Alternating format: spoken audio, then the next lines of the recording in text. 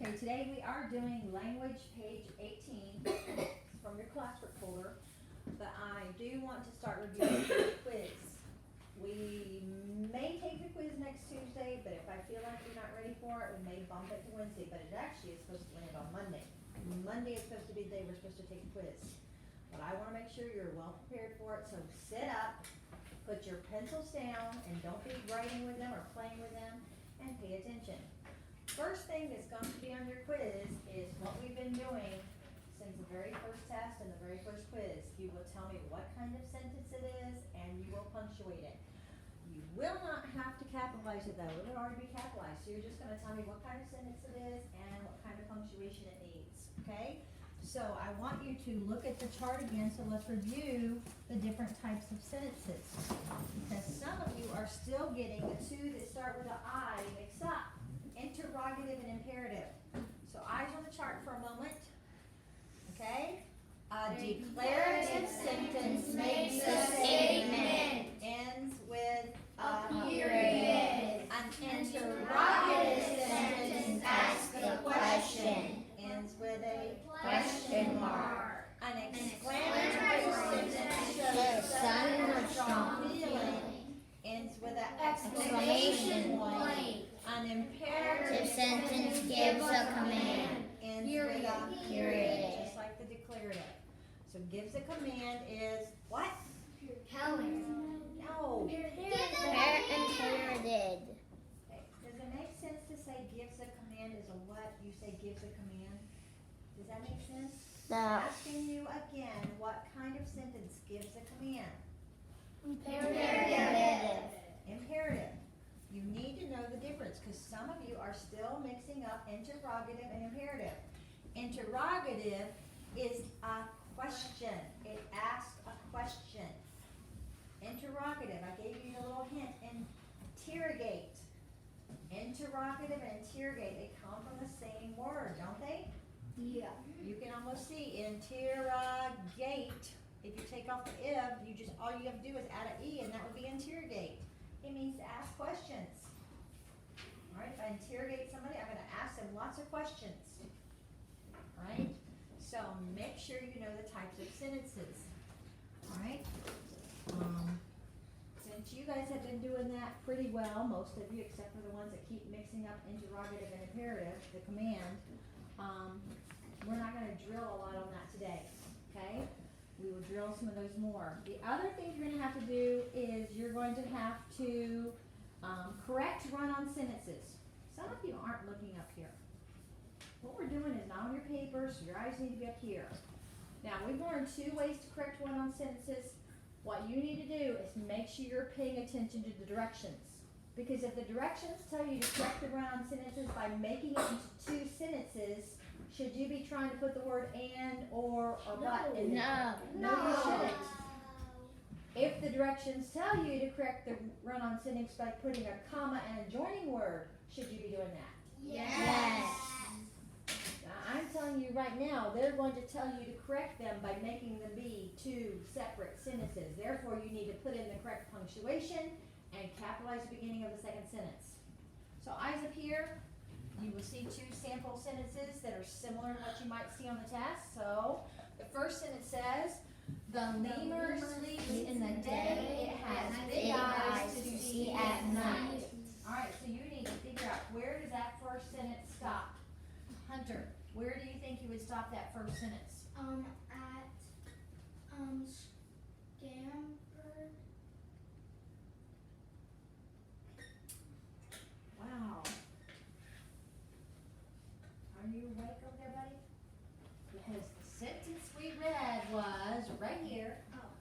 Everybody, with me? The lemur sleeps in the day. It has big eyes to see at night. After day. Yes. See, the word scampered is not even in that. You need to pay attention because I'd already pointed to these sentences. So evidently you weren't watching, so you didn't know where I was working. I've got lots of sentences on the board today because we've got lots of things to do. I need you to be paying attention. So yes, so what kind of sentence would that be? Imperative. What is an imperative sentence?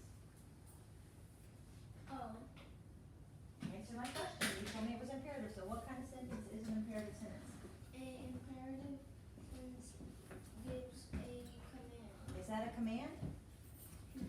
Then why would you say it's imperative? So what kind is it? A declarative. Yes, it is declarative, because it's just making a statement. It's just telling something, making a statement. So what kind of punctuation do I need to put after day if it is declarative? Period. I put a period. So we're gonna insert a period right there. All right, Chase, now what do I need to do? Capitalize the I in it. Yes, capitalize the very next word. It's as simple as that. The only way you could get this wrong is if you put the period or whatever punctuation you need in the wrong place. Or forget to capitalize the next word. Okay, so you're inserting your punctuation and capitalizing the next word. Let's read the next sentence. Lemurs can climb in trees. They Like to eat fruit. All right, where's the end of that first sentence? Michael, After trees. and what kind of sentence would that be? Declarative. Very good, another declarative sentence. So insert your what? Period. And do what? Capitalize the E and A. Very good. Okay, so that is what you're gonna do on one section of your task. The next section of your task is at the top of the board over here. So we're gonna divide what we've been doing, finding the subject and the predicate of the sentence, and we're gonna just divide the sentence into two sections so that you have the subject and the predicate part of the sentence. Alright, now we're on the sentences that you're on. Okay? Alright, so look at the first sentence. It says, A small chipmunk scampered over the path. alright, so what your quiz is gonna tell you to do is just divide, making a line to separate your subject from your predicate. That's all you're gonna have to do. Just divide it. Eyes up here, please. What you're looking at, get your eyes up here, please. A small chipmunk scampered over the path. What is the subject? Just say it. A small chipmunk. No, I want you to tell me, not in this sentence, but tell me, what are you looking for? The who or what a sentence is about, right? And what's the predicate? What is What is doing? What's happening? What did they do? So who or what the sentence is about? What did they do? Okay, so in this sentence, what is this sentence about? A small Yeah, a small chipmunk. chipmunk. So we would put that little line right here, and that would be the subject, a small chipmunk, and what's the predicate? Scampered over the path. Alright, now, this is all you have to do on your quiz. Today, if I'm not mistaken, we're gonna start doing something else to our paper, but you are not gonna be required to do that on the quiz. Alright, so we're gonna revisit these sentences in a minute, whenever we do our papers, and we're gonna do something else. But this is all you have to do on the quiz. I don't wanna see you doing the other part, I just wanna see you do this, cause this is all it tells you to do on the quiz. You guys understand that? Yes, ma'am. Alright, read the next one with me. On a picnic table, he found some crumbs. Alright, please pay attention. Grayson, what's the subject of the sentence? Picnic table. So the picnic table's doing something? Is this sentence about a picnic table? Did the picnic table do something? Answer me, Grayson, did the picnic table do something? So it can't be about the picnic table, can it? If the picnic table is not doing something, it's not about the picnic table. If I said the picnic table was made of wood, now it's about the picnic table. But this sentence is not about the picnic table, so you wanna try again? Yeah. Alright, so what's it about? Let's read the sentence one more time. On a picnic table, he found some crumbs. After he. Very good. We already know from the first sentence that they're talking about chipmunk, but this time they don't call it chipmunk, they call it he. So this time your line goes after the word he. So what is the subject? On a picnic table, he. If you thought table just like he did, then what you should do is think, okay, is this really about the table? Is the table doing something? No, so that can't be your subject. But he is doing something, what's the predicate part? Found some crumbs. That's what he did. He found some crumbs. Alright, read the next one. A saucy blue jay scolded from the tree. Alright, so who or what is this sentence about, Dane? A saucy blue jar. Don't laugh. Yeah, don't laugh. Look at it again.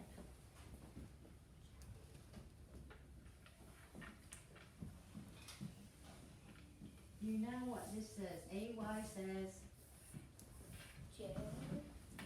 A saucy blue jar escaped. you still aren't saying this word right. Do not laugh.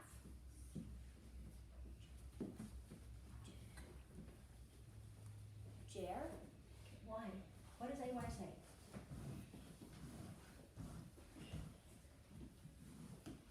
What does AY say?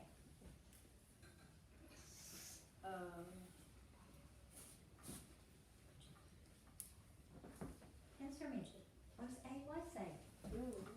Yeah, you do, because I bet you know this word right here. Do you know this word right here? Day. Oh, so it says A.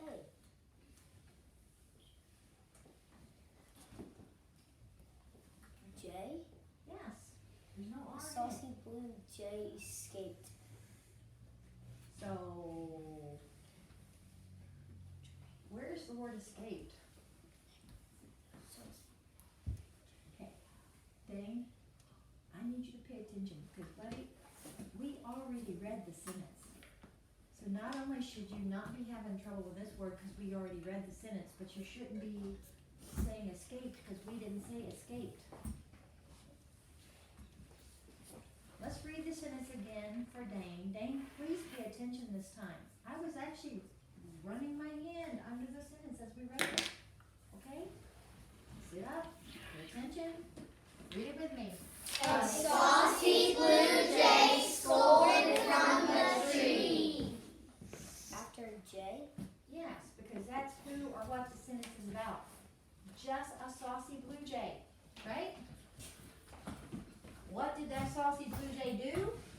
Scolded from the tree. So what is your subject? A saucy blue jay What is the predicate? scolded from the tree. The subject is who or what the sentence is about.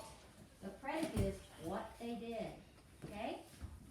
Alright, now today we're going to learn a new rule. This will not be on the quiz. Already put them over here. I want to remind you about our proofreader marks because we are going to use this little mark right here, the insert, to insert a new punctuation. We are going to insert the comma. Right? Now, you already used this. Remember we used a comma and a conjunction to correct a run-on sentence? Didn't we just do that? Yes, ma'am. Right? Well, now we're going to learn two new rules. Eyes up here, please. We're going to use a comma after yes or no at the beginning of a sentence. All right, all of you read that rule with me, please. Wake up out there.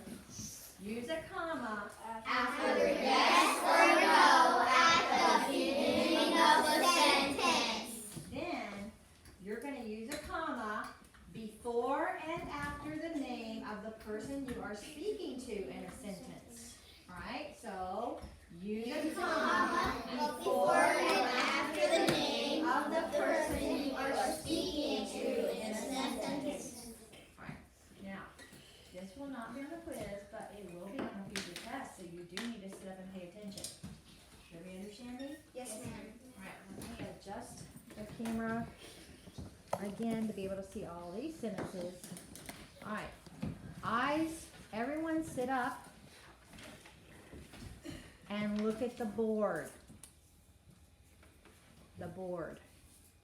Not your paper. This is not about your paper, so eyes should be on the board, okay? Alright, let's read the first sentence. No, You may not play outside.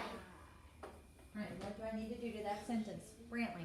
Insert insert a comma after no. Yes, because we just learned the rule that you need to insert a comma after Yes, yes or no at the beginning of a sentence.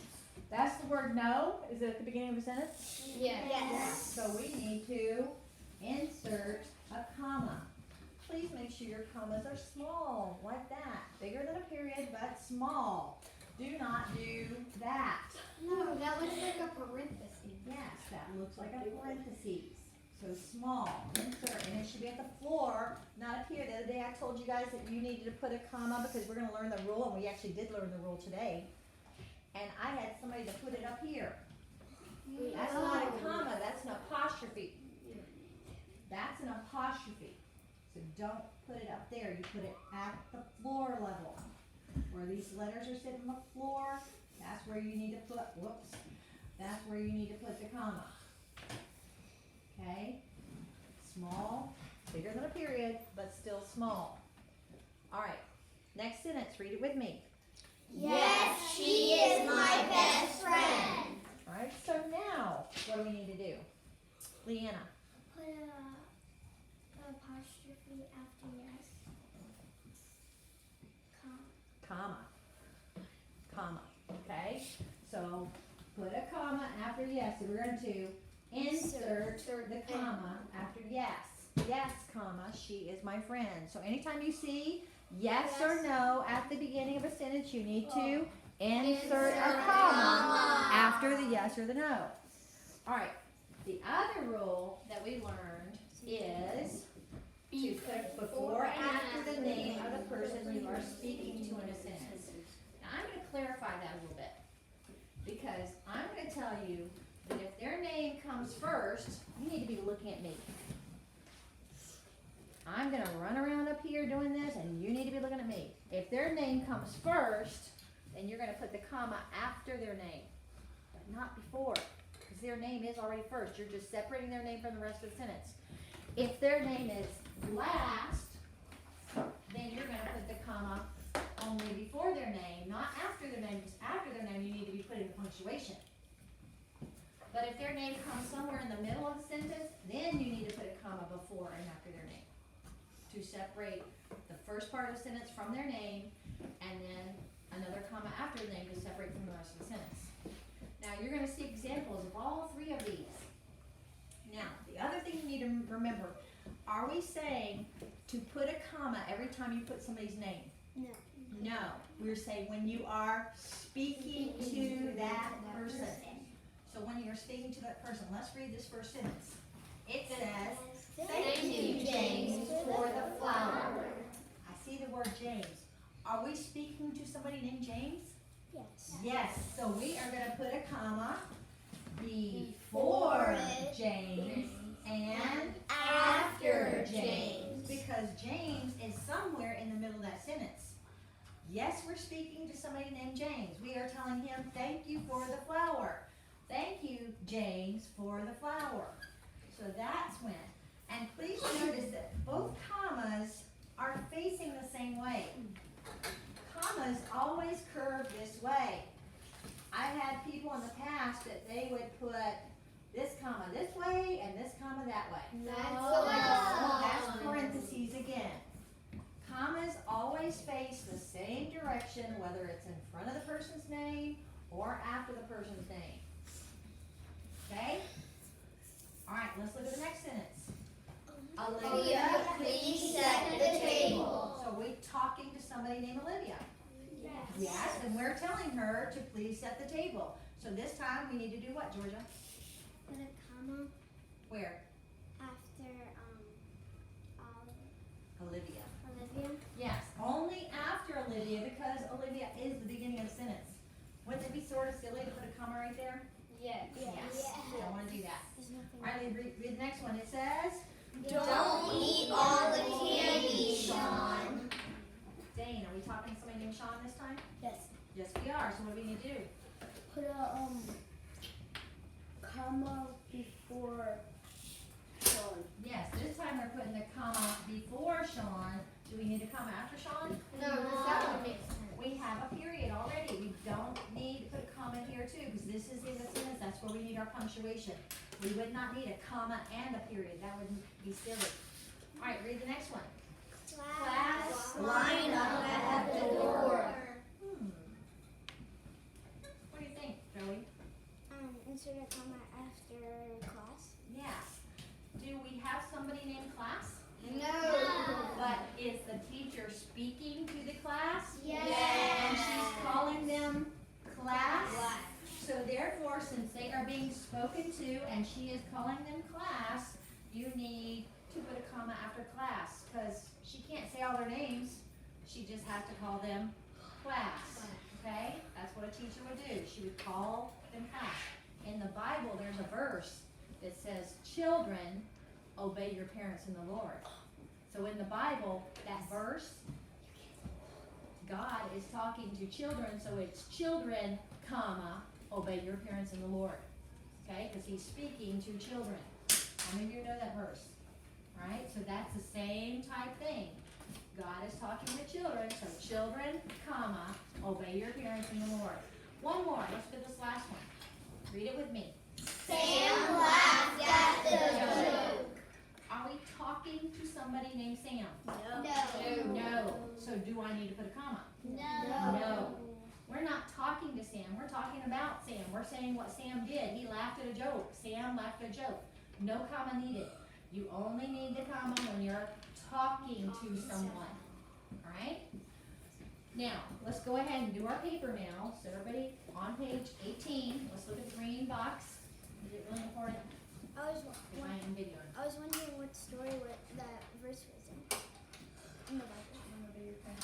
This is right. Ephesians 6:1. Huh? Ephesians 6:1. It's in Ephesians. One of the letters Paul wrote to the churches. All right, first sentence. Well, let's look at the green box first. Everybody look at the green box and let's read the rule again. It says, use a comma after yes or no at the beginning of the sentence. And the sample, yes, comma, I have, we're going to say comma to make sure you remember. Yes, comma, I have seen fireflies in Oklahoma. No, comma, I never saw them in Idaho. All right, use a comma before, read it with me, please. Use a comma before and after the name of a person you are speaking to. Use only one comma if the name comes at the beginning or end of the sentence. Examples? Tia, comma, would you help me catch fireflies tonight? I would like to, comma, Laura, comma, as soon as it gets dark. All right, so notice how they had it only at the beginning of the sentence and then in the middle where you had to have it before and after the name. All right, then it says, use a comma and a joining word to join two short sentences or to correct some run-on sentences. Remember yesterday we took two short choppy sentences and put them together with a comma and a joining word? But before that, we had taken run-on sentences and corrected them by putting a comma and a joining word. All right, so it's two different things you could do with a comma and a joining word. All right, let's look. Number one, Jenny, have you heard of synchronous fireflies? That word is synchronous. Chase, what do we do? Put a comma after. Say insert. Use the word. Okay, insert a comma after Jenny. Very good. Insert a comma after Jenny. Okay? Read number two with me. No. What are they? Deanna. I'll put a comma. Insert. Insert a comma. Nice and loud. Insert a comma after that. Very good. Insert a comma after no. All right, number three. These fireflies flash their lights in the same at the same time using the same patterns, Jenny. Allison? After Don't say just after. Insert. Insert. There we go. a comma before Jenny. Before Jenny. Very good. Since Jenny's at the end of the sentence, the comma needs to go before Jenny's name. Because after Jenny's name, they have a period. All right? So insert a comma before Jenny. Read the next one. Number four. Do they live in the United States, Emily? Grant. Insert a comma before Emily. Very good. Again, before Emily, because Emily's name is the last thing you say when you're talking to Emily. All right, read number 5 with me. Yes, you can find them in Tennessee. All right, Joey. Insert a comma. Insert a comma after yes. Very good. After yes. Insert a comma after yes. Yes or no at the beginning of that sentence. All right, read number 6. I know, Emily, that I would like to see them. Dane. Insert 2 commas after Emily. 2 commas after Emily? Both of them go after Emily? No, one should be before, There we one go. should be after. Very good. So 1 comma before Emily, 1 comma after Emily, just like we did in the sentence with James up here. Before and after the name. Insert commas. All right, read the next one. I have heard, Jenny, that people visit the Great Smoky Mountains to watch them. Brantley.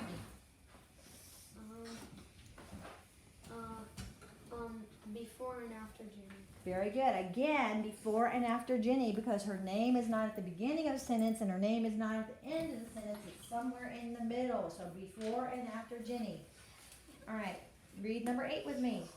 Dad, could we visit the Great Smoky Mountains next June? Michael?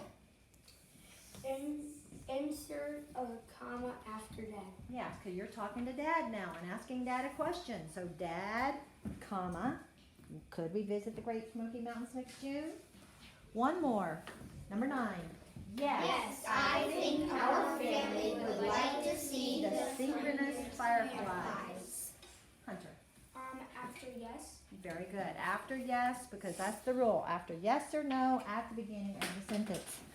All right, now, remember I said on the quiz next week, you are only going to draw that line. But today on your paper, they are telling us to draw that line, but then they want us to underline the subject part of the sentence 1 time and the predicate part of the sentence 2 times. All right? So I don't want you to get in the habit of that because we're going to go back and just draw the line to separate on the quiz. Okay? Brantley, you good for it? to the Smoky Mountains. Okay. All right, let's read on your paper. Well, let's do it up here first so I can show you what you're going to do. So we already said the subject part of this sentence was a small chipmunk and the predicate part was scampered over the path. So what you would have done is divided it this way, and that's all you're going to do on the quiz next week. But then they want you to draw 1 line, nice and neat, under the subject part, and then 2 nice and neat under the predicate part. All right, do you guys see how neatly I drew those lines? Yes. Are they crossing the words out? No. Do they underline everything from one end to the other? Yes. Yes. I've had people that do it too fast and they don't even underline everything. They leave part of it under, like they do this, they go, What? oh, yeah. That's what I've had people do. You don't do that. Alright, so on this one, you would underline from the word on, 1 nice neat line all the way to he, and then start at found, and we're doing 2 lines for that one. It's not about being fast, it's about being neat. Alright, then for this one, the subject part was saucy blue jay, 1 nice neat line, then start with scolded from the tree, and you get 2 lines. But the first thing we're going to do is divide it this way. Understand? Alright, so let's read in your book the first sentence we're going to do. Okay, you need to try to get to your seat. The firefly's tail glows. Alright, so we're going to draw the line this way. Yes. After fireflies. So are the fireflies doing something?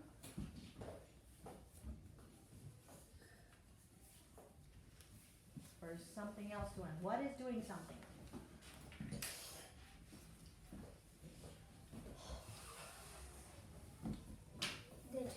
After The tail is doing something. So the firefly's tail. What is glowing? It's his tail. The firefly's tail. So draw the line after the word tail. And then what are we going to underline once? The firefly's tail. Yes, the firefly's tail. Underline it neatly once. And what are we going to underline twice? Glows. That is what it's doing. A firefly's tail is who or what the sentence is about. Glows is what you need to underline twice.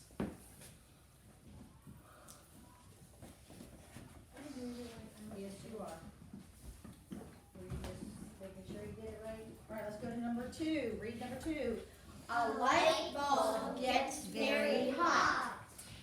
Elise, what is that sentence about?